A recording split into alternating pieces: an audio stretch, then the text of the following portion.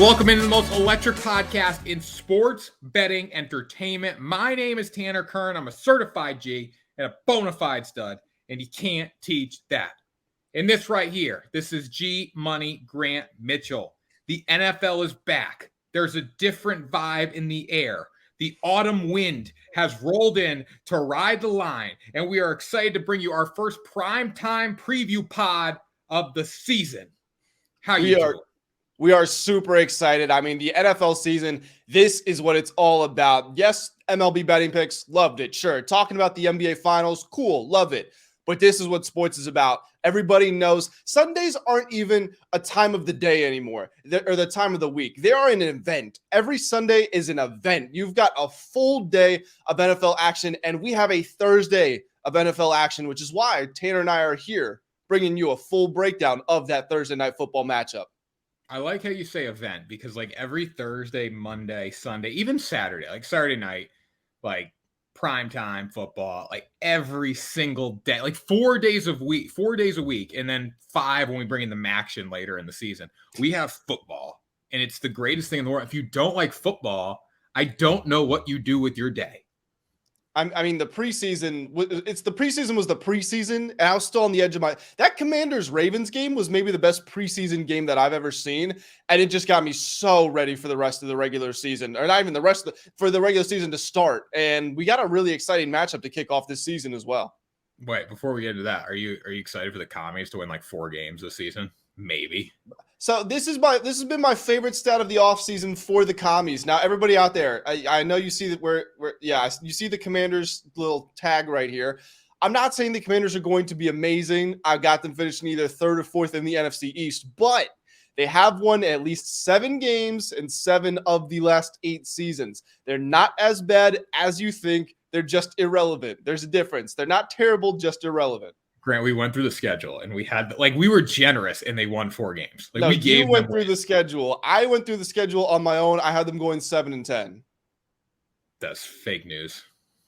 What do you mean? Okay, okay. I don't want to. People don't care about the Commanders, so I don't want to talk about them too much. But can we agree that they have let's say at least a B+ weapons group, like running back, receiver, tight end, B+. Right, Grant. Can we agree? Do we agree or not? B+. Yeah, they have good weapons. I'm not saying they don't. Okay, is that defense top 10? Just 10-ish, 12-ish? Middle of the road-ish. No, it's better than average. It's better than league average. They're going to get exposed this season by the Cowboys and the Eagles. Exposed. Well, we lose to the Cowboys. We lose to the Cowboys every time we play them. And the Eagles are going to whoop your ass too. Like the Eagles hadn't arrived last year yet. You mean the same Eagles that we beat on Monday Night Football in primetime? The Eagles hadn't arrived yet last season. The Eagles are here now. Okay, this is a different Eagles vibe. This isn't Jalen. The underdog. Jalen Hurts was the underdog last season. Now he's the dog. Okay. Yeah, but I don't think that's going to work. I don't think they only lost 1 regular season game Jalen started last year. I don't think that's going to happen again.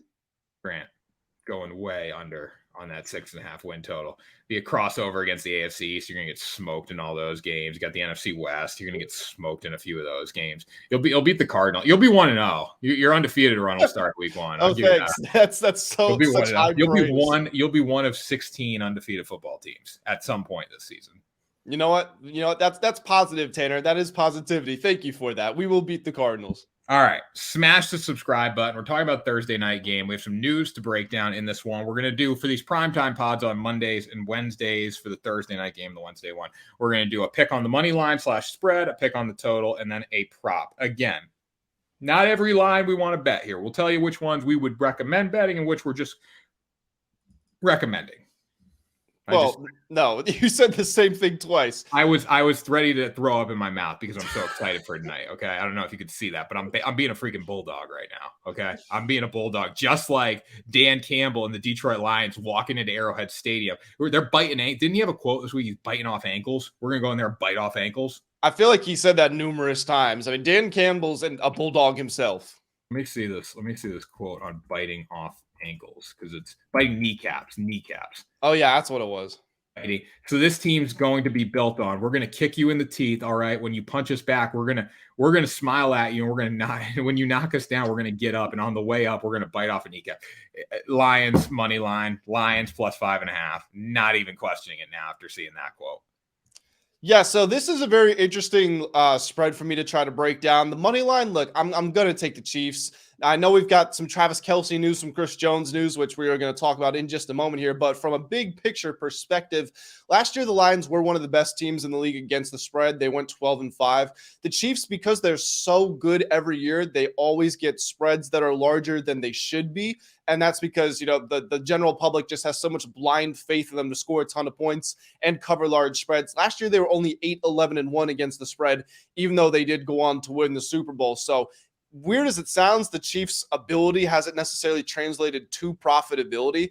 Now, where I say it's weird is trying to evaluate this line is when it was at 6, even 6.5, I thought that wasn't giving the Chiefs enough credit. I was all over that Chiefs side of things. And, Chris Jones not playing, yes, gonna hurt their ceiling to a certain extent, but I thought they were still gonna be fine. This Travis Kelce news. I mean, Travis Kelce has missed one game due to injury in his entire professional career ever since his rookie season. I don't think he's missed a game. Either he's missed no games or one game during Patrick Mahomes' tenure as the starter. So how is that? Yeah, I mean, we just don't know how Mahomes is going to play without him. And I'm not saying Mahomes is incapable. That's not at all what I'm saying. But what I am saying is this Chiefs cast of receiving weapons is just piss poor. Like, if it's okay, he can turn water into wine if he has Kelce as his security blanket. But if he doesn't have any reliable and consistent playmaking threats out there, then I feel like it's going to make it a lot harder for him, obviously. And I'm honestly shocked this line only dropped about a point given the Kelce news. Went from 6.5 to 5.5. Personally, I thought it would have hit like 4.5. Well, nobody respects the Lions, I think. That's what that Dan Campbell quote says to me. Nobody respects the Lions. But I think we're going to see a heavy dose of Isaiah Pacheco and Jerick McKinnon in this game. I do think the Chiefs are going to try to come out and establish the run, slow the game down a little bit, just because they don't have that guy to go to. Again, Travis Kelce, I don't think it wasn't confirmed that he wasn't playing. He's questionable. Yeah, we don't know. We don't know. Yeah, it's probably a game time decision. There was still props up for Kelce after the news on DraftKings yesterday. So it has at least touchdown score props. So not confirmed if he's going to play or not play. So it's a risk. If you take the Chiefs at 4.5, you might get lucky. But again, if you hyperextend your knee, you're probably not going to be at full strength here. The receiving core for them, Kadarius Toney, Marquez Valdez-Scantling, and Sky Moore. None of those players scare me in any way whatsoever, especially against the Lions, who are just freaking hungry dogs. And I do think they're going to be in Patrick Mahomes' face in this game a little bit. And the Chiefs do have a good offensive line with Creed Humphrey up the middle and Joe Thuney on the side. But it's hard to bet. Like, Travis Kelce is a top pick in fantasy for a reason. He's a tight end, but he's a top 5 pick in fantasy just because he's that dominant and that good. So Patrick Mahomes not having a safety valve in this game and a guy that he looks to target down the field, it's going to hurt the Chiefs. It absolutely will. Now, with all that being said, I'm probably if you force me, if you have a gun to my head and you say pick a side, I'd probably go Chiefs spread just because unveiling the Super Bowl banner, opening night. This is a really difficult spot for a young Lions team to walk into. I've talked about this before. The Lions were great last season, quote unquote. They still only finished 9-8. They didn't even make the playoffs. And now for the first time, and who knows how long they actually have expectations they have to deal with. Normally, the only expectation is that they're going to be atrocious. Now people are actually expecting them. They're minus money to win their division. I just don't like that makeup. But, all that being said, I'm not betting Chiefs spread. That's my pick. But I wouldn't place that bet, especially with the Kelce and the Chris Jones news. I still think this game's going to go over. That would be my favorite pick of the major markets is the over. I mean, the Lions had one of the worst defenses in the entire league last season. I think they gave up the 4th most yards and the most points. It's either 4th most yards and most points or 4th most points and most yards, one of the two. Passing defense was especially atrocious. I know that we were just talking about Mahomes is going to feel the effects of not having Kelce, but in his week 1 career, he's averaging over 305 yards passing per game, 18 touchdowns to 0 interceptions. And we know the Lions' game plan is, sure, they want to bite your kneecaps off, but all that really means is they want to be able to air the ball out and try to mix in the run with Jahmyr Gibbs. They've talked nonstop this offseason about how much they plan to use Jahmyr Gibbs. So if the Lions are going to make this game competitive, it's going to be from them scoring a lot of points, not from them holding down the Chiefs' offense, which nobody really can do, no matter who's out there. Grant, bite your kneecaps off doesn't mean throw the football in any way whatsoever. It's a mentality. It's a Yeah, but mentality. my point is that mentality isn't real for the Lions defense. Yes, it is. It was one of the 3 worst defenses in the league last season, and it didn't get better in the offseason. It got better for the future. Jack Campbell, Brian Branch, bringing some of those guys. Yeah, you're going to be good years down the line. But in week 1 against Patrick Mahomes, that does not move the needle whatsoever. Grant, it's a mentality. We're walking into Arrowhead Stadium and we're going to show up in this football game. If you're the Lions, you are salivating at this opportunity to play the defending champs on the road with a chance to knock them off. I like them plus 5.5 here with the Travis Kelce news. I might take it up to 6.5, maybe, just so they can alternate spread. You still probably get it for minus 135 here, just to get a little more protection there. I think the Lions will be able to score. I think Amon or St. Brown's going to have a big day. I think they're going to be able to run the football. And again, we don't know exactly what they're going to do with Jahmyr Gibbs. So that's another wild card for this Chiefs defense that really wasn't that good last year. They were stronger against the run than they were against the pass. But this is the downfall of the Chiefs. Without Travis Kelce, without Chris Jones, those are 2 impact players that make a huge difference on both sides of the ball. I think it's going to be noticed, and it gives the Lions the best opportunity to cover the spread here. So I'm going to take that. As far as the total, we were starting to get into this one. I don't know what side I would take. I think it's risky to take the over here because it is such a high total. It's also risky to take the under because both offenses can get going quick. Knowing that there's no Travis Kelce for the Chiefs and knowing that the Lions are going to score, but you're still betting on Jared Goff to be just as good as he was last year, I would probably lean towards the under. It's too many points in week 1 for me in prime time. But that's not like I don't have a strong lean either way. I would just say the under because it's so many points. No, I do understand that perspective. Where I would counter is that Jared Goff, he improved his level of play when he was pressured last season, but he's still a lot better when he has a clean pocket, as most players are. But Chris Jones is really the only sack artist that the Chiefs had. I mean, Karlaftis flashed, but if Chris Jones isn't there, then in theory, Jared Goff's gonna have a lot of time to throw the football, and that would lead to him, racking up more yards. You said Amon-Ra St. Brown, you're expecting a big day. Is that your player prop here? Yeah, it will be, but just Jared Goff. I got a little stat for you too. 23 touchdowns at home last season, only 6 on the road. Interesting. That's a very good stat. Did not know that. Touchdowns at home, only 6 on the road. So that's another reason probably to look towards the under there. But if you're going off that logic, you should probably say, hey, the Lions are not going to cover the spread here. So it's week 1. Anything can happen. I think props probably your best bet in this one too. The yardage numbers are actually pretty similar. You're still averaging over 7 yards a pass, but the touchdowns are way down on the road. Yeah, Tanner and I were talking about it in pre-production. We didn't really go so far into our picks because we kind of wanted to save it for the recording. But we were talking about this is a real 50-50 in the over and the spread. This is just a difficult matchup to call. A lot of people's strategy sometimes it's not even to bet week 1, just see how the teams come out and stuff like that. So, we totally understand the disagreement, I guess, between us, and we think that there are cases to both sides. But Tanner, you're leaning Lions. I'm leaning Chiefs for this one. My favorite player prop, though, is going to be a Lions player. It's going to be Jahmyr Gibbs. We've talked about him enough. I think that he's going to be a huge receiving threat. And so for him to only have a line at 31.5 yards, I know it opened actually closer to, I think, 26 or 27. So there's a lot of public pressure pushing this thing up, but I think it's for a good reason. I mean, he ran a 4.3, got elite speed. He's going to be used out of the backfield as a receiving threat a lot. And, like we were saying, if Jared Goff is going to have lots of time to throw the football, then my guess would be the Chiefs are probably going to prioritize their downfield coverage, knowing they aren't going to get, pressure on the quarterback. That in theory is going to leave, the check down or the short routes open and leave to Gibbs going over his total. Yeah, I agree with that. I would say he's going to go over his receiving and his rushing total in this one. I think he has a big day because he's so explosive and the numbers are so low at this point. He can hit it with 1 carry. He can hit it with 1 catch. So maybe look at a combined rushing plus receiving total as well. That could be money for him. Again, it's another wild card because we just don't know how he's exactly going to be used in this spot. We think he's going to be used a lot because he was like the Lions drafted up to get him. They did not need to take him as early as they did. And that was one of their problems, or that was one of the complaints that people gave them when it came to the NFL draft. But I like Gibbs to have a big day. I did a same game parlay. He's in it for his over 30. I did like over 30.5 rushing yards or something low, like minus 195. Are you in a fantasy league, Tanner? Am I in a fantasy league? Yeah. Yeah. 2. Were you? I don't know about you, but I was giving heavy consideration to Jahmyr Gibbs, and I think it's for this reason. In a PPR league, especially, I think he is going to catch a lot of passes out of the backfield. He actually went the pick before I had mine, which was really unfortunate because I was going to draft him. But I just put it out there because if you're in a fantasy league, then like I said, you will know that Jahmyr Gibbs is high on that board. People are expecting a lot of good things from him.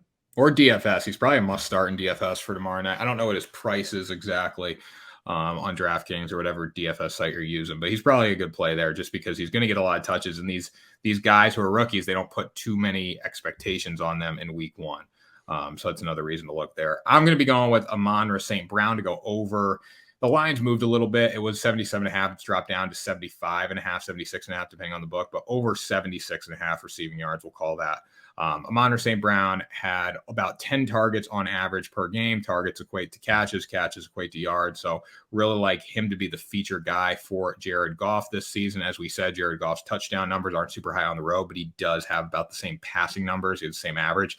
And Amon-Ra St. Brown was really good last year. High boom rate, low bust rate. He's still going to get his targets throughout the entire game here. And I think he's going to take off against this Chiefs passing game, which was pass defense, which wasn't really that good last year. And also with the addition of Chris Jones not being in there, that's another reason to take Amon-Ra St. Brown, because if they can't get to Jared Goff, he's good enough to pick them apart. So if one guy's getting the catch numbers and the yardage numbers, it's going to be Goff. It's going to be Amon-Ra St. Brown. I wanted to bet on Jared Goff's passing yards. I think that number is just, it's not too high necessarily, at like 255.5, but the problem with him is he fluctuates so much. One game he might have 350 yards, next game he might have just 200. But I know Amon-Ra is going to get his targets no matter what. Yeah, I think Goff only went over in 7 of 10 games last season. And I know it's the Chiefs. It's on the road. It's week 1. And when you're playing the Chiefs, you know, again, we talk about how's it going to play with Kelce or without Kelce there if he doesn't play. But if we just assume what we know and Kelce's there and it's just a bunch of average guys around him, Chiefs could still score a ton of points. They still get a lot of yards. And that puts a lot of pressure on the teams they play to throw the ball, which then leads to more yards. So honestly, any receiving props for the Lions, I would probably like the over. I'm not saying blind bet all of them, but I'm saying they're going to be in a better position than most weeks going against this Chiefs team that even without Kelce, you got to imagine, I mean, it's Patrick Mahomes, the best player in the league. You got to imagine he's going to put some points on the board, and that would lead to the Lions responding in kind. Yeah, definitely. So you got Chiefs spread. I got Lions spread. I got under, you got over. And then I got Amon-Ra and you got Jahmyr Gibbs. So we're going heads up. I love that quote. That quote, biting off kneecaps, that quote got me fired up. So I'm all in on the Lions here. I mean, I love Big Red. I love Andy Reid too, though. I just love winning the Super Bowl. What are you going to do? I'm going to go eat a cheeseburger. That's the guy. That's the guy that I want. I don't want to root for the Chiefs. Nobody likes Patrick Mahomes. Whoa. Nobody likes Patrick Mahomes. Whoa. Okay, do you dislike Mahomes? No, he's just there. He's just there because he's so. What do you mean? He's so good. I'm not saying he's not good, but nobody wants Patrick Mahomes to win again. Whatever. That's weird coming from a Patriots fan because everybody loved Tom Brady so much. The greatest to ever do it, Grant. No. The greatest quarterback of all time. Yes, he is. He is the greatest quarterback. No, yeah, he is. He is. He is. But Mahomes is ahead of him as of this point in his career. No, he's not. Because Tom Brady's narrative will always be better. Okay, but this isn't a narrative driven. Like, who cares? Yeah, it is the greatest of all time. It's the greatest story of all time, too. Like, yes, it's the greatest story of all time. What's Mahomes got? 2 Super Bowls? 2 Super Bowls, 2 MVPs. Well, Brady's not a big MVP guy, but he's got the rings. All right, so Mahomes needs to go win another 5 Super Bowls and then go to 10. If he wins 5 and he's significantly, like, let's say he gets 5 Super Bowls with 5 MVPs, Brady's got 7 Super Bowls with 3 MVPs. Like, we're having a conversation at that point. If he gets 5 Super Bowls, 5 Super Bowls, 5 MVPs. No, there's not even a question. There's not because Manning's got more MVPs than Brady, right? Manning's got a lot more MVPs. Yeah, but he only has 2 Super Bowls, I think. Right? I know, but like Brady was never the MVP. He was the guy that just won games. He's the fourth quarter king. It's Tom Brady. Look, I don't know if you haven't seen Patrick Mahomes. Patrick Mahomes has more fourth quarter comebacks than Tom Brady did at this point in his career. He's made more double-digit comebacks than anybody in the league, and he's in like his 6th season. This dude is unreal. He is. I'm not saying he's not unreal, but he was a first-round draft pick. Tom Brady was the late-round draft pick that just became Tom Brady. Tom Brady went to 10 Super Bowls, Grant. Yes, every other year, amazing. He's the best football player ever, and he exceeded expectations better than Mahomes. But Mahomes, at this point in his career, nobody has had a better start to their career. It's unarguable. So stop arguing. I'm not arguing. Mahomes should have a better start to his career than Tom Brady. Okay, Tom Brady he has had a better start, and right now he is on pace to be the best player of all time. No, he's not great. He has to win 7 Super Bowls. If he's had a better start than everybody, how is he not on pace to be the best ever? It all comes down to winning Super Bowls, Greg. Yes, I agree, but he is on pace to do it. He's won 2 Super Bowls You're asking in 5 years. for him to win another 5 Super Bowls and go to 10. You're asking for a lot. That's going to do it for this episode of Ride the Line. You're asking for a lot. That's all I'm saying. For him to win 5 more Super Bowls, it's a lot. Look, we can be here all day. Let's get on out of here. The people came here for the picks we gave them. That was Ride the Line, the greatest show in sports betting entertainment. Smash the subscribe button, and we'll see you on Friday.